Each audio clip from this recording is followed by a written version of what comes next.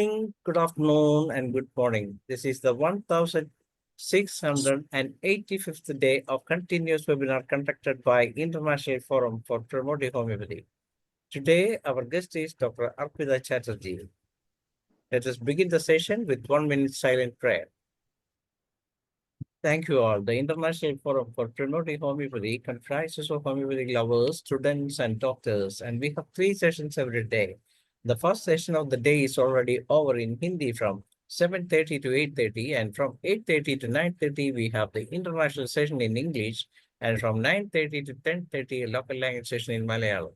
We are uploading the videos of the same on the very next day itself, so that those who miss the session can watch it again. And you can subscribe the same without paying any money. You can share it with your friends. The purpose of this forum is to take homeopathy to every home around the world.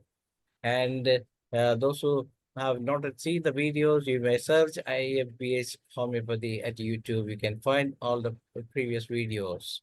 And let me come to today's guest. As you all know, today our guest is Professor Dr. ARPITA CHATTERJEE. She has completed MD in homeopathy and PhD. She is a PhD scholar and has done CCH CCP MHA from London and FM. And she is working as a HOD and Professor, Department of Pathology and Microbiology, Sumadeep Homeopathic Medical College, Gujarat.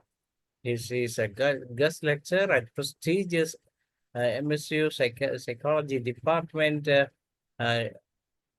ITM SLC University, Vadodara, and Sigma University. She is the chief physician at Healing Center, Gujarat, that around clinic, and founder of NGO World Healing Society Foundation, have been awarded the Face of the Year 2023 for social work and homeopathy by Fox India Media. She is the speaker of Scientific Committee, Aisha. She has won the Best Teacher Award in 2021 by Pearl University, has featured in numerous TV shows, newspaper articles, and social media pages. And she has presented some of the best presentation in this forum. And today, Dr. will be discussing about contemplating miasms in modern medicine. And last some 2 weeks back, she had presented the first part, and today it will be the second part. So we proudly welcome the guest of the day, Dr. ARPITA CHATTERJEE, to this session. Welcome, madam. Good evening, everyone. Thank you, sir, for inviting me. And this is the concluding part of the session which had started 2 weeks back. Because we were talking about miasm, and I wanted to make sure that we understand miasm according to the modern conventional science, is because there are many myths regarding the understanding of miasm. We hear people talking miasm in terms of immunity, which is again not the right word to use. We have heard people saying that miasm is nothing but the germs theory. Again, that's not the correct version of it, because all these are factors. They are the risk factors, they are the triggering factors. They could be acute or chronic triggering factors. But the basic behind the basic understanding of miasm is far beyond this. And the modern science is also trying to contemplate this in their understanding through different models.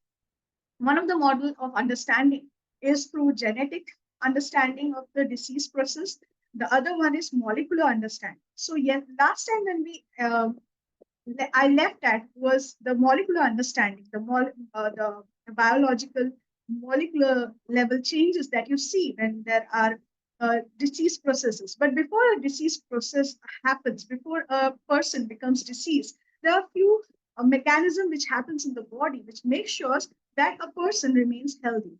And one of the mechanism of it is autophagy. So we left at autophagy. Autophagy is the mechanism by which whenever there is some defect in the DNA material or the material or the protein which is not normal, it is damaged, then the body has a self-regulatory mechanism whereby such DNA particles, such protein particles are taken up, they are broken down and they are removed from the body instead of letting it accumulate in the body, causing toxicity.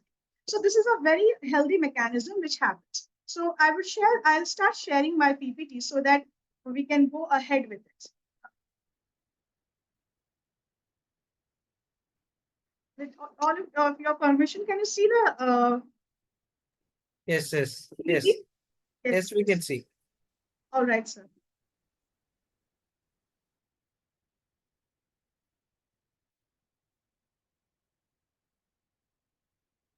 All right.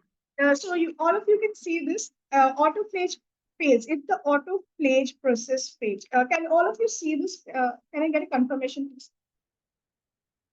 Is it visible? This.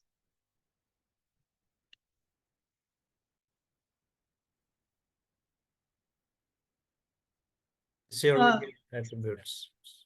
Physiological attributes. Can everybody see this?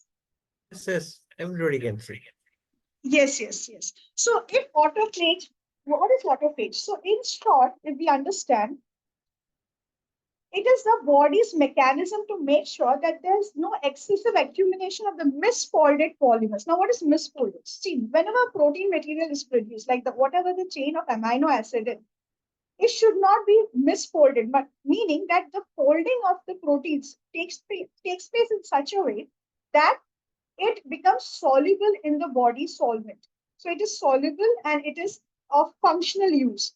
Whenever the folding, meaning the bonding between the amino acids, between the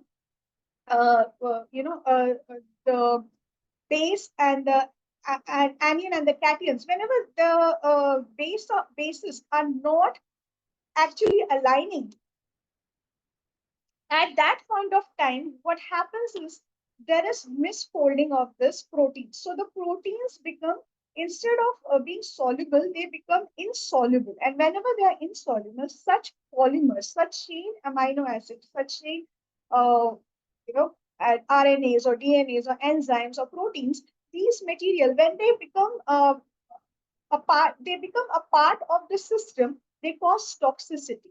So in a way that results in disease processes. If you have to understand this in very simple terminology, we call it as psychotic. Because if you understand the psychotic miasm, there is overgrowth, overproduction of things. So here in psychotic miasm, it does similar to the process of where there are misfolded polymers which are insoluble. When they become insoluble, meaning the body has the mechanism of bodies to break down the autophage, meaning autophagy, meaning when the body is unable to break it down, this insoluble protein particles or this insoluble, fibrinogen, collagen, whatever it is, if it is remaining in the body, it becomes toxic to the body. One of the classical example of such misfolded proteins, if I say the name of the disease, is uh, amyloidosis, where you see the misfolded proteins being accumulated in the body, causing problem in the entire system. Now, if it fails, so if it fails, it could be accumulation, which is very similar to the psychotic miasm. So the disease processes will be very similar to psychotic. Now, this is what you will see when I go further. You will see that yes, this is what happens in the body. All right. Now, that was about the the autophagic system. So there is an auto-regulatory system in our body which makes sure that such toxic or misfolded proteins are not accumulated or not kept in the body. And if they are kept in the body, they are again made sure that they do not cause any type of reaction or any type of functional disability or functional problem. If it is causing any functional problem, then that becomes a disease. So let me just go back a little. Just one second. Now, if you see here, if the autophagy fails, now there are two things that can happen. The first thing is that when the misfolded polymers or the aggregates of protein, if it remains too excessively in the amount in the body, then the body has a mechanism which is very, very beautiful. See, you just see the mechanism. You will understand this is very similar to the sora. See, there is a mechanism in the body by which if there's excessive level of polymers, such misfolded proteins or aggregates in the body, which accumulates, which the body is unable to, remove or uh, disseminate, then in that case, there is release of HDAC6, which is histone deacylase 6, which is coupled with dynein motors or microtubules, and these recruit the misfolded protein to form an agrosome or an inclusion body that is localized in the microtubules. And when they are localized, they are made sure that these agrosome decreases the toxicity of these proteins and enables the cell to perform the essential task. So if I have to make you understand a very simple thing, what happens is that whenever there is aggregates polymers too much produced in the body, and the body is unable to make sure that they are breaking it up or they are removing or destroying those things, if it is unable to do it, then two things can happen. Either this can accumulate and lead to some disease process, or the other thing is that they might accumulate, but it is kept aside by formation of an inclusion body. So an inclusion body, a type of agrosome, which is where the aggregates of protein are kept together inside a inclusion body. It is kept aside with the help of certain organelles and with the help of certain enzymes. So it is kept aside inside the cell itself. It is there, and what it does is that so whatever toxicity will be produced from this protein will be stopped because they are kept aside and kept inside an inclusion body. So what happens is that the cell is able to perform all the function in spite of having aggregation of these proteins, in spite of having excessive damaged and unused polymers which are of no use to the body. It is there, but they are then kept aside inside inclusion bodies. They are kept aside and made sure that the function of the cell is not hampered. If that is there, it is very common to what we understand as SORA. So when a person is having when the person undergoes a miasmatic background where the patient is dominantly having SORA in the background, so these patients will have functional issues, but there won't be any or damage to the organs or the system as such. So here you can see first stage of any disease process is that the body would try to make sure the functioning of the body is at highest level. It is not hampered. But when this inclusion body keeps on piling and piling and piling, then there comes a stage where the disease will start affecting the organelles and the cellular system, and thereby affecting the entire body as such. Now, what are the physiological attributes? What are the factors which can cause this problem? So what they have found is that the circadian clock, meaning the biological clock in our body, which regulates our daily rhythm, they influences these type of autophagic activity, the self-regulatory system of our body. It also influences our DNA repair. So this is very important. So we need to make sure. See, nowadays you can see that people are suffering from diseases which are lifestyle disorders like obesity, then hypertension, diabetes. The reason being that people they do night shift. People do not take care of their biological circadian cycle, which is very important. We don't understand as human beings. We are not made to be awake the entire night. So these are certain things we need to be very particular about. So in organ of medicine, Dr. Henneman talks about the regime. So yes, this is important. If the regime of a person gets hampered, that definitely influences the the mechanism of our body to make sure that such toxic attributes or the damage which are happening because of stress, which could be in the form of oxidative stress or stress related to the stress, with the age. Age is another factor. It is seen that people, when we start aging, the regulatory mechanism in our body starts getting to degrade. So once it starts degrading, naturally it will hamper our physiological output. Then we have the constitutional affinity. So if you understand, we do take into consideration when we are taking, we do case taking. The main, and when we are prescribing also, constitution of a person is very important. We take care of their mental and physical constitution. Now, many a times such questions arises when in youngsters also, the students, like why do we have to? This is a very old, outdated concept when we talk about constitution, the makeup or the buildup of the person. No, it is. This actually has a very significant role to play when it comes to the disease affinity towards certain kind of disease. Because let me tell you, the way your body will be producing disease depends on three types, three bases. One is oxidative process. If a person has a high affinity toward oxidation, there are more chances of having ROS. What is ROS? Reactive oxygen species in the body. So if there is more production of ROS, reactive oxygen species in the bodies, which are again very harmful to the person, they can lead to various different type of chronic diseases, including damaging the immunity.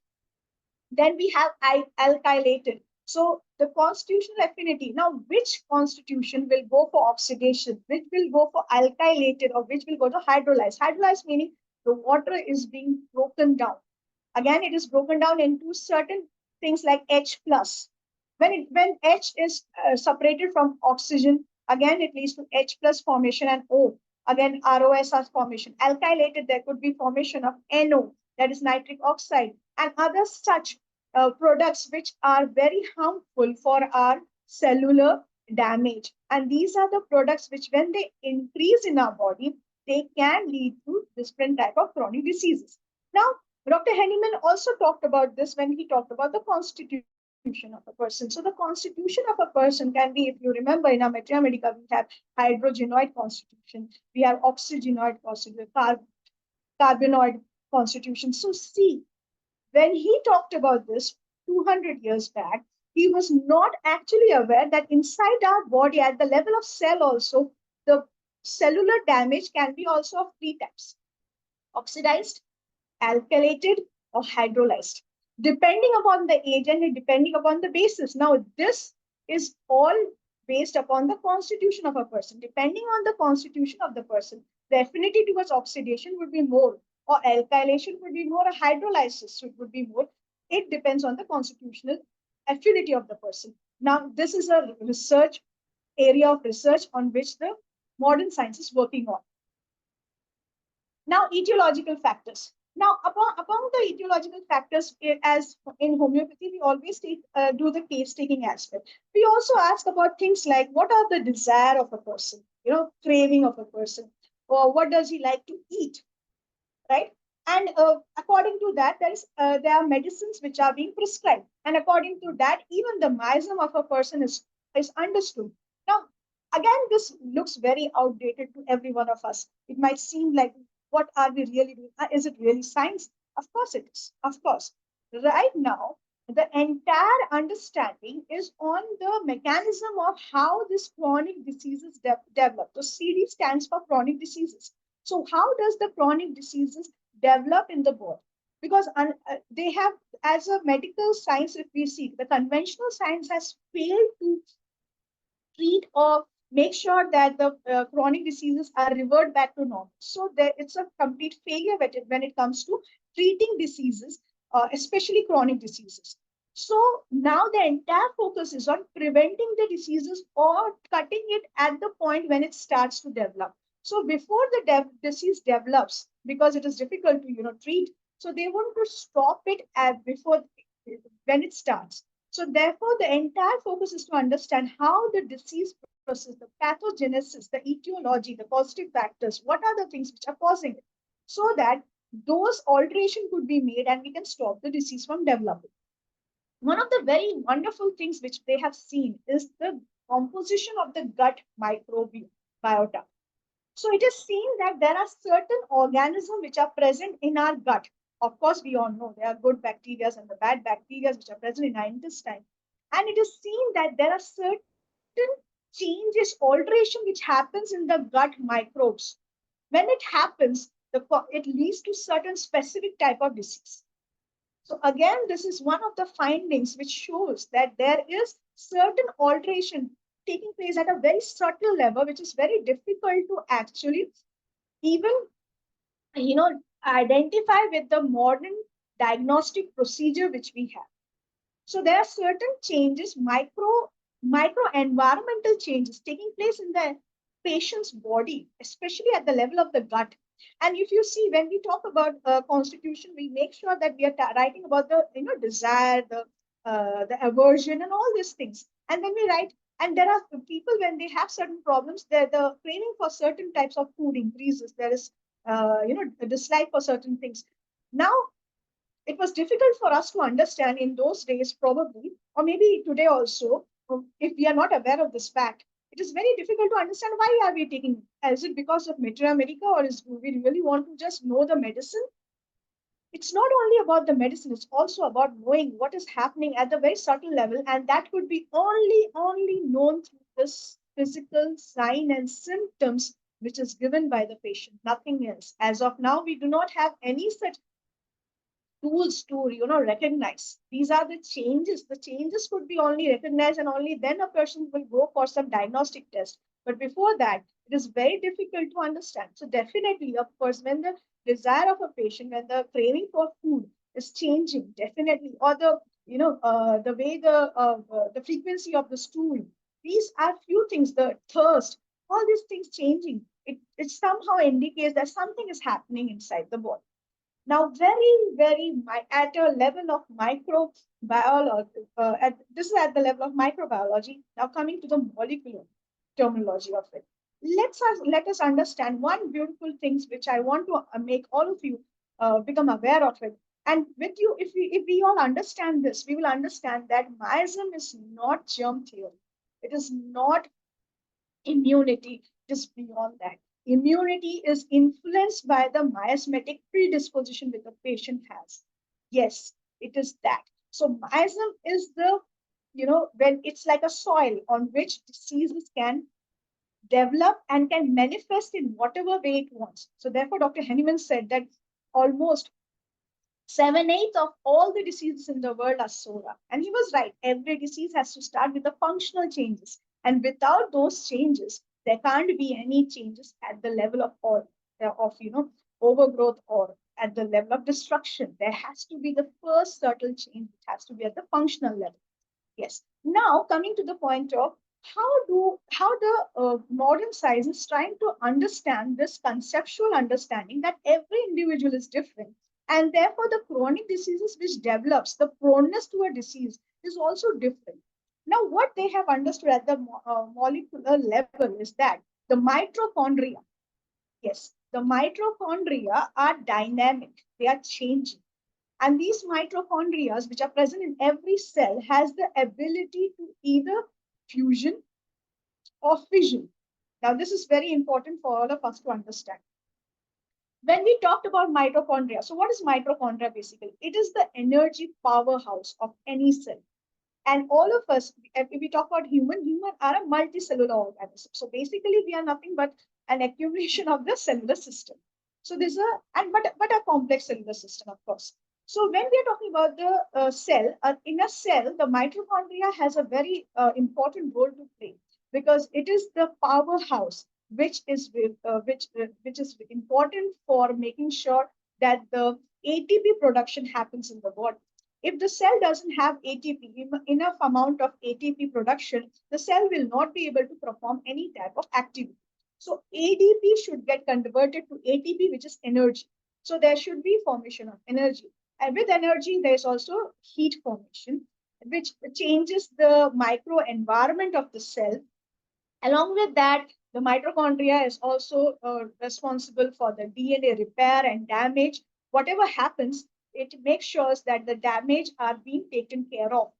Now, whenever some changes, because of some oxidative changes, if some oxidative changes are occurring, mitochondria again have a very important role to make sure that these damages and these oxidative changes which are happening due to certain type of stress are taken care, are removed, are thrown out of the body. So what the mitochondria does is that it either fuses, like two mitochondria will connect, which communicate with each other. They will fuse, and by fusing, what happens is that if there is a damage in one of the DNA particles. By fusion, there will be production of the energy, and along with that, the damaged DNA particle will be removed, and the healthy DNA, which is there in the body, will make sure that the damaged part is not hampering the functioning of the cell.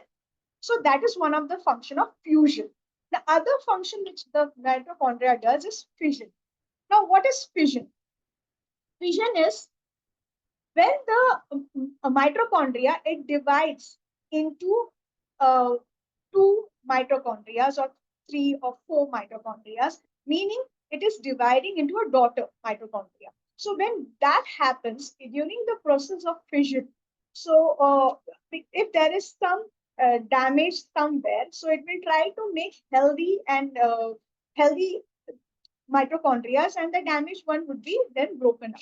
So this fusion, either it will combine and merge into one healthy, or either it will make a healthy one and destroy the unhealthy one. So these are the two processes, fusion and fission. And every day, whenever the cell undergoes any type of stress, every day this is happening, fusion and fission, fusion and fission. And this fusion and fission makes sure that the cell in our bodies are healthy. So whenever there is some damage which is happening at the level of DNA, at the level of organelles, or anywhere in the cell, these are taken care by the mitochondria, and a balance is being maintained in the fusion process and in the fission process. Now, the question here is, when this system gets hampered, when there is a hamper happening, meaning, for example, the oxygen supply to the cell decreases, it's known as a cellular stress, or probably when the glucose supply to the cell has reduced, or when the body is not working as at par with the circadian clock, it is not working as per the biological clock, if the cell is not getting adequate rest, in those conditions, this fusion and fission mechanism undergoes a dysfunction. Now, what happens is basically the body maintains fusion and fission, meaning the merging and the destruction. The merging and the production is balanced, is always counterbalanced. There is never more fusion and there is never no fission. It is always balanced in the body. But whenever this mitochondrial dysfunction happens, which is characterized by oxidative phosphorylation, so what happens is that it causes reduced ATP production. Of course, the main work of a mitochondria is ATP production. So when the energy production reduces, the heat is produced in the cell, but that heat is of no use. And that changes again the cell temperature. Again, the microenvironment of the cell is hampered. Thereby, the function of the cell will be hampered. So this is the functional change which happens if the mitochondria starts dysfunction. So when the initial stages of mitochondrial dysfunction, which would be due to certain type of, oxidative stress. Now that oxidative stress could be because of hypoxia, like less supply of oxygen, or more supply of sugar, or less supply of sugar, or probably some kind of, microbial organism. Any of those triggering factors could, even the toxins from the environment, any of those factors can lead to mitochondrial dysfunction. And these dysfunction could lead to functional changes because the ATP production will go down. When the ATP production goes down, naturally the functioning ability of the cell decreases. Obviously, so when it decreases, meaning the functional ability of the cell will be changing. So this is the very important aspect which we have to understand. Now the question for the scientists all over the world is the mitochondrial dysfunction, whether there will be more of fusion or fission, and why there will be more of fusion or more of fission, because the disbalance has to be maintained. Why it happens, and why only certain individuals are affected by the functional changes, whereas in certain type of mitochondrial dysfunction, the functional, it directly goes into the dysfunctional, where the cell starts damaging and gets into the destructive mode. Now, this is a very important question for the scientists to answer, that why only certain individual will have functional changes, why certain would have only accumulation and overgrowth of certain uncoupling proteins or certain enzymes or certain DNA damaged DNA production or certain atypical cells like what happens in cancer. And while in certain cases, some individual, in spite of the mitochondrial dysfunctional, they might go into destructive pathological changes. Now, this is a very important question on which the scientists are working upon and trying to understand why it happens and what are the things which are causing it. Now, if we take back, now just take a step back and think about organon of medicine. When we think about organon of medicines, we are talking about the miasmatic aspect. So we are talking about a body's mechanism where if a person is dominantly sora, so there would be more possibility of having functional mitochondrial changes. I hope I'm making sense to all of you here. Now, if the person is fundamentally psychotic, then the mitochondrial dysfunction will lead to more accumulation of inclusion bodies or polymers accumulation, which will be misfolded proteins, the accumulation of misfolded proteins, which would not be able to be, which the body will not be able to destroy. And if the person is fundamentally syphilitic, then the chances of that person having mitochondrial dysfunction towards destructive pathological changes or destructive cellular changes like increased production of ROS, reactive oxygen species, which will destroy the DNA, the nucleus of the cell, thereby causing damage to the entire cell. So if we understand, now for a conventional medicine, this is the question they want to ask: why the mitochondrial dysfunction are happening at certain time it is functional only, at certain time it is more about the growth, about the overproduction of polymers, and whereas at certain time it is more about the destructive process. While if we, as a homeopath, if we look from here, as a scientist from the homeopathic fraternity, for us it is very easy to understand because we understand that the dysfunction is happening not only at the level of the mitochondria, but the ability for this dysfunctional is based on the miasmatic background, which makes the person's disposition, which is causing the mitochondria to dysfunction in a certain particular mannerism. Now, for us, it is easier to understand.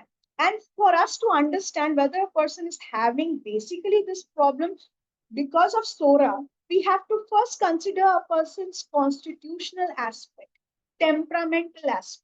Now, see, it becomes so easy when we take into consideration a person's likes, dislikes, cravings, his stool, urine output, the way he talks or is social and mental, emotional understanding, is don't you think it becomes easier for us to not only predict the diseases that the person might have in future, but also to understand the progenesis of the diseases, the progressive, the diagnostic aspect of it, and to understand where and which way the disease will progress. It becomes easier for us. And to understand it, we basically have to go down to the fundamentals, like the physiological attributes like the circadian cycle, the age, the factors like the constitution of a person, the temperament of a person, the social, the economical, the environmental condition of the person. That's why if you see in aphorism, number 5, when Dr. Henneman talks about the acute and the chronic diseases and their etiological factor, the positive factors which are responsible for it, for that, we have to make sure we are taking into consideration all these factors: the age, the sex, the biological functions, the sexual functions, the social background, the environment, and everything into account. Of course, and these are the factors which actually causes changes in the mitochondrial function of fission or fusion, whatever name you give it. but the dysfunctions are because of all these factors. So you can see the different etiologies. Now, one word which is uncoupling protein. Now, this is very, very this word is uncoupling of protein, meaning when the body is unable to break down certain protein and is unable to utilize convert especially the mitochondria, when it is not able to make ADP into ATP production. Now this proteins, they remain inside. The heat is produced, but the energy is not there. When the energy is not there, definitely the body will not be able to function. The cell will not be able to function properly. It will not be able to produce normal cells or normal DNA, normal RNAs, or normal organelles in the cells. So what happens is that there is this accumulation of the uncoupling proteins, which could lead to diabetes, stroke, neurological disorder, obesity, you name it, all kind of diseases.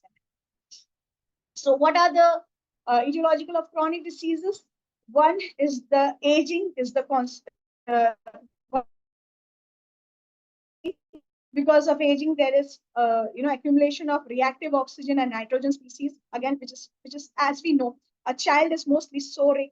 Then in the middle age, as the person starts growing, in 30s, in his 40s, the person becomes more psychotic, and then towards the old age, the patient goes into the stage of the destruction or degradation. So where the patient starts to ultimately the cell starts to destroy. That's a normal process, and that's how the miasm graph can be also understood. And inflammation related oxidative stress can also known as can sometimes inflammation, if it continues for a long period of time, can also lead to oxidative stress, which can cause cancer, neogenesis. See, during inflammation, one thing happens is that following inflammation in a normal body, after inflammation, healing is the procedure which should happen. The healing is always by the granulation, healthy granulation tissue formation, and new vascularization, meaning new blood vessel formation, new cellular formation. Now, whenever this cycle, after inflammation, it should be followed by healthy tissue formation in the form of healing. But whenever there is a disproportionate inflammation and healing procedure taking place, this could lead to neogenesis, meaning neogenesis, if dysfunctional, can turn into cancer. So this is again a type of understanding regarding chronic diseases. So if you are having an inflammation in the body, if there's acute inflammation, that could lead to, if it is recurring again and again and repeatedly, it could lead to cancer, or it could lead to any chronic disorder. So this understanding, see, when we talk about miasm also, we always talk about a status quo when we are treating some patient, and when there's status quo, like we do not get any further result, and we see that the patient is repeatedly having some problem. Dr. Henneman talks about giving an intercurrent, meaning we have to go for an antipsychotic, anti-miasmatic treatment. And depending on the miasmatic background of the patient, we need to give an anti-miasmatic drug, which could help the patient, start and revert back to normal. Now, if you see here also, if the inflammation is repeatedly happening, it shows a tendency of the body's proneness to certain kind of diseases. So there is a dysfunction. Say, for example, is the mitochondria is causing more of production of polymers, which the body is unable to, dissolve. We need to give a medicinal antigen which can act at that level of dynamic mitochondrial changes. Now, here the word which the scientist uses, mitochondria have a energetic role to play, and they are dynamic. So whenever we are giving a medicine, we need to make sure that these medicines also act at that level where the fusion, if the fusion of the mitochondria, meaning the cells are fusioning more, and if we have to stop that and causing dysfunction, if we have to stop it, then the medicine will not act only on the disease which is happening. It has to act at the level of the mitochondria, at the level of the energy production. There the medicine has to act. So Dr. Henneman was right when he said we have to give, and whenever there is status quo, whenever there is a process where we see that recurrency is happening, we have to go for an anti-miasmatic treatment. Definitely we have to go for that. We have to make sure that at the subtle level, wherever there is this tendency, this process, we have to stop it. And we need to give medicine. Here, there's an understanding about this as a homeopath. But when it comes to the conventional medicine, they are still trying to find the answer why it is happening. But if we understand as a homeopath, we have already understood it's a mechanism. It's a body's mechanism, which will be from a person to person different. But this is basically the three mechanisms: SORA, psychotic, syphilitic. And this will determine. Microbial infection can predispose an individual to chronic diseases. Yes, if you see in SORA, they talk about that, when we are born with certain chronic predisposition to certain diseases. And it has been identified that there are certain chronic diseases which can, be inherited.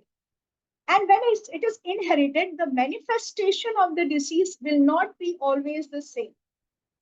Again, doesn't sound very similar to chronic miasmatic study, which we do. Yes, of course, the miasmatic background, we might have inherited the disease, but the manifestation of the disease will be different.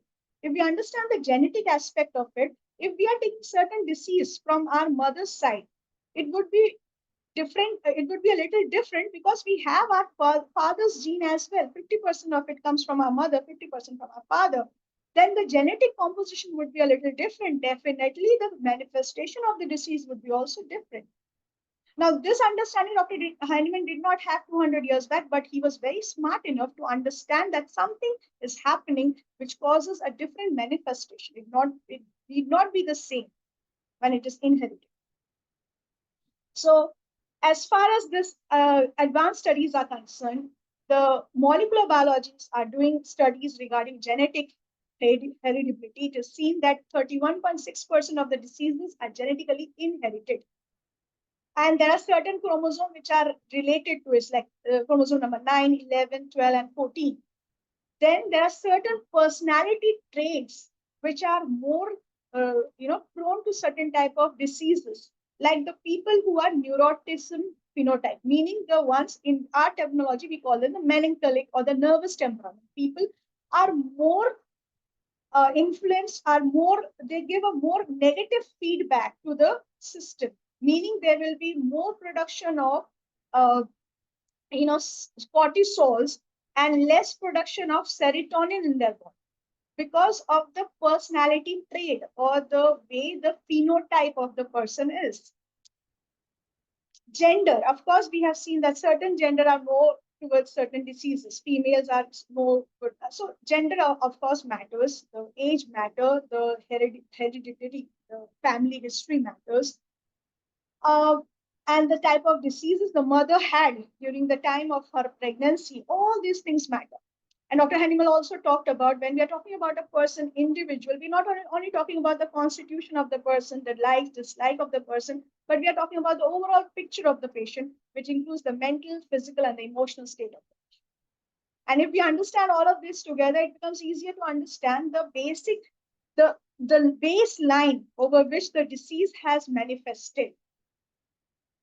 Now, a very important thing I would like to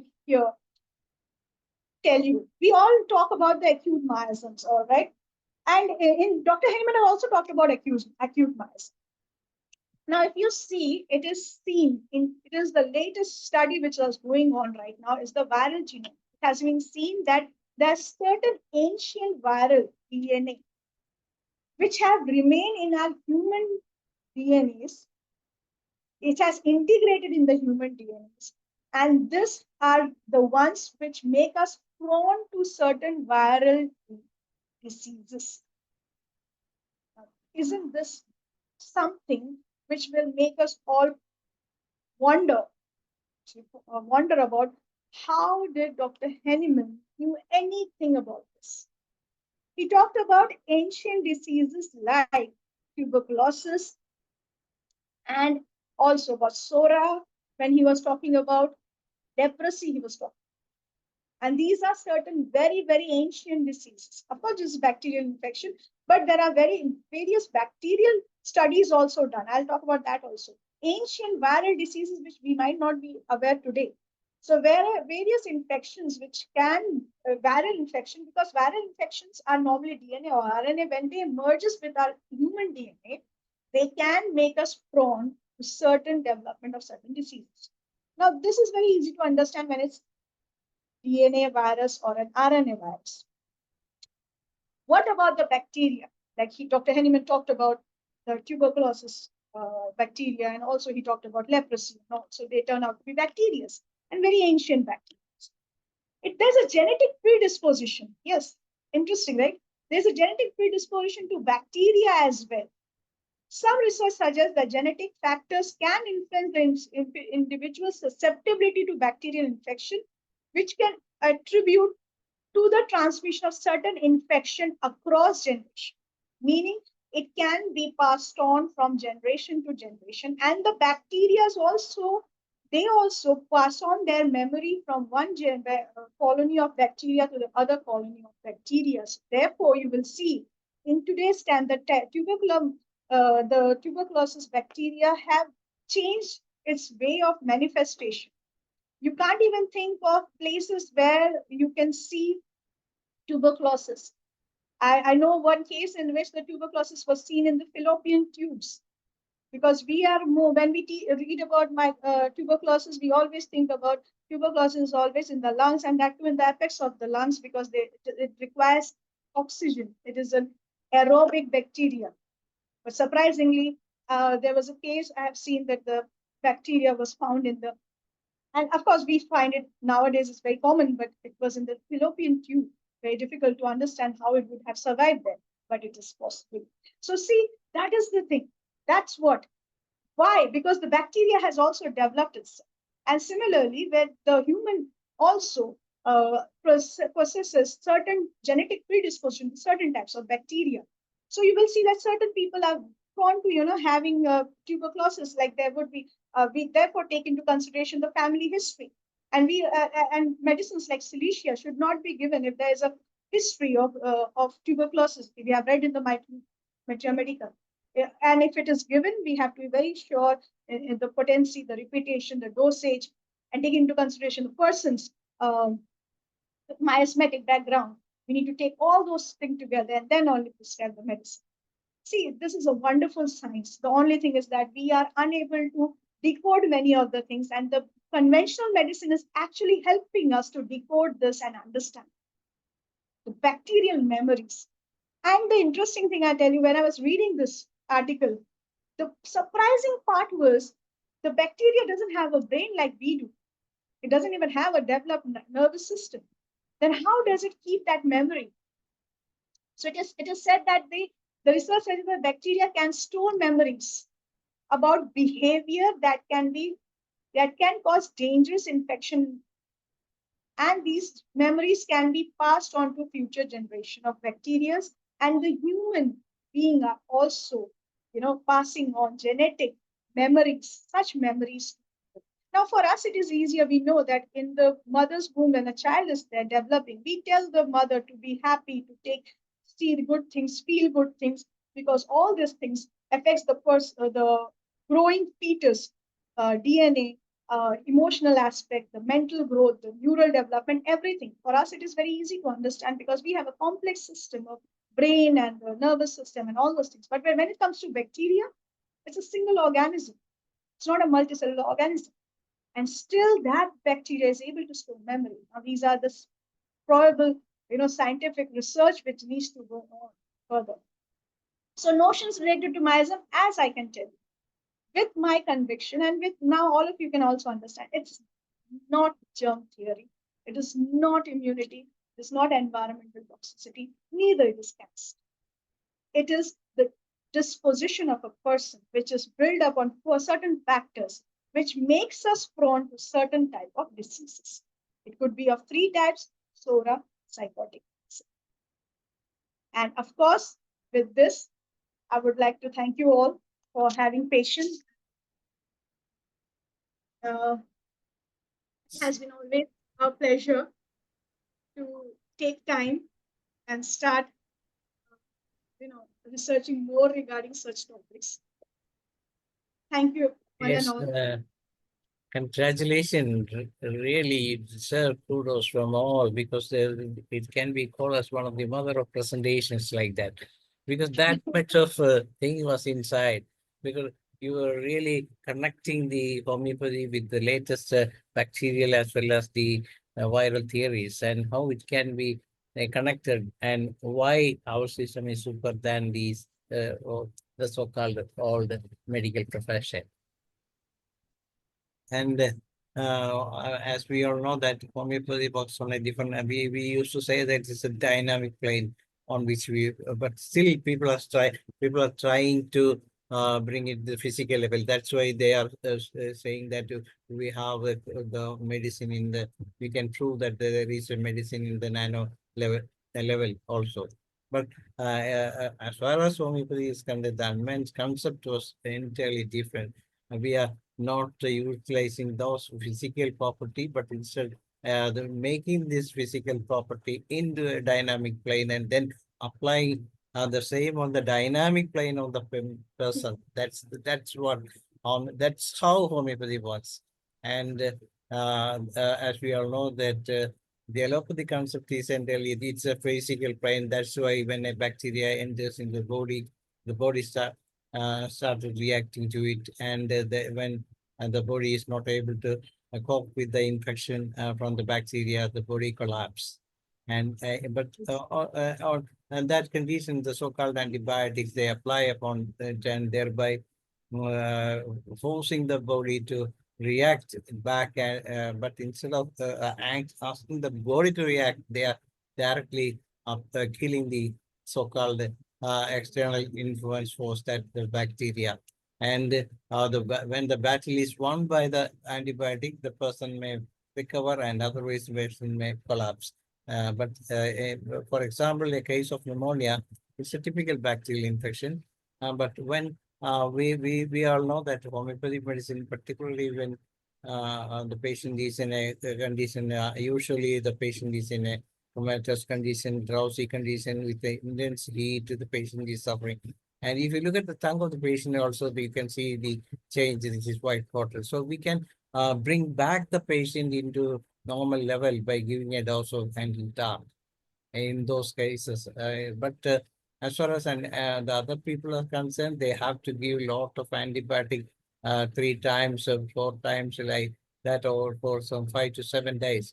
But if we apply our homeopathic remedy, like this antidote, and so it will bring out within 24 hours. That is the kind of recovery that we have seen in several times. I have seen in some of my patients, particularly when the patients are coming up with the secondary treatment from other side, and sometimes they may be, when we look at the blood picture, the things are entirely different.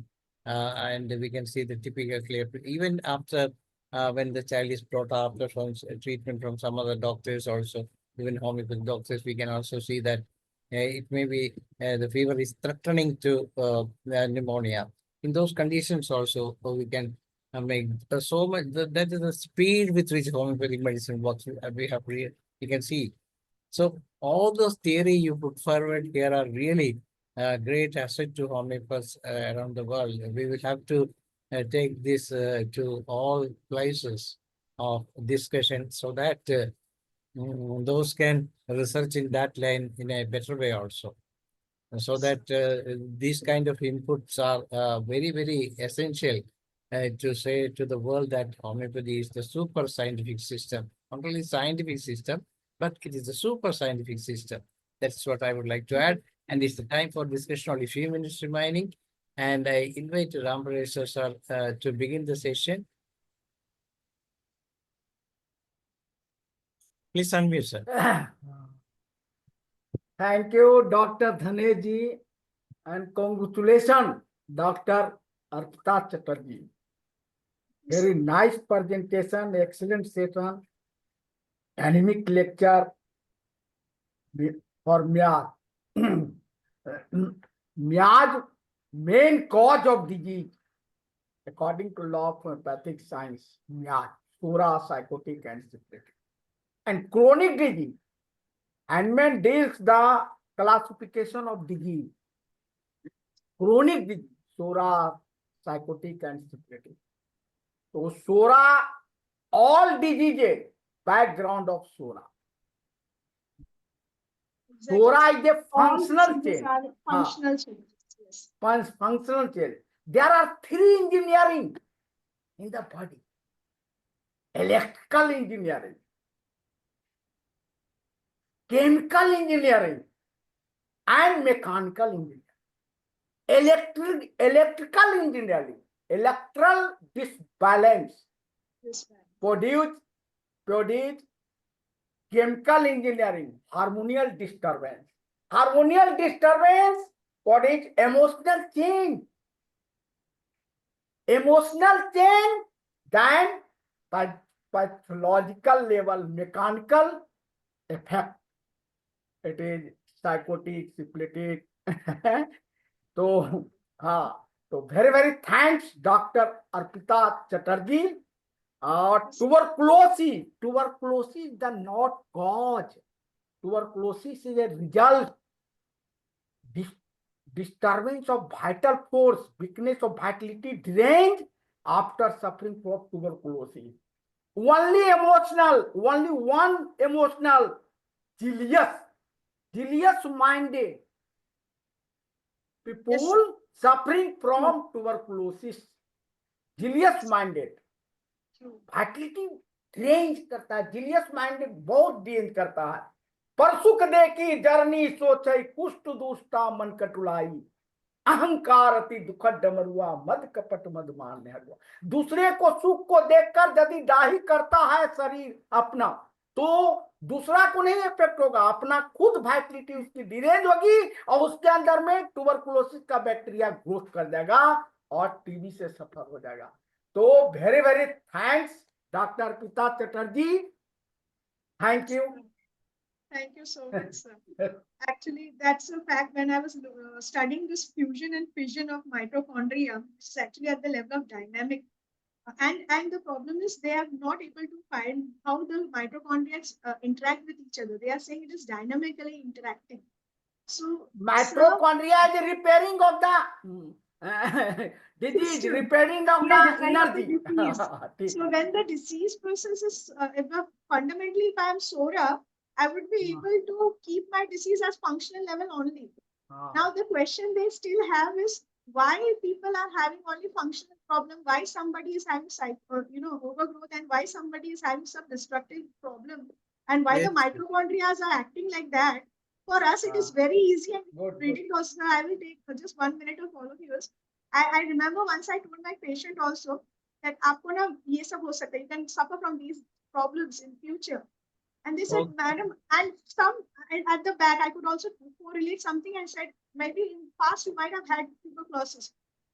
And they were like, how do you know it? Are you a magician or what? I said, no, I'm not a magician. I'm a homeopathic.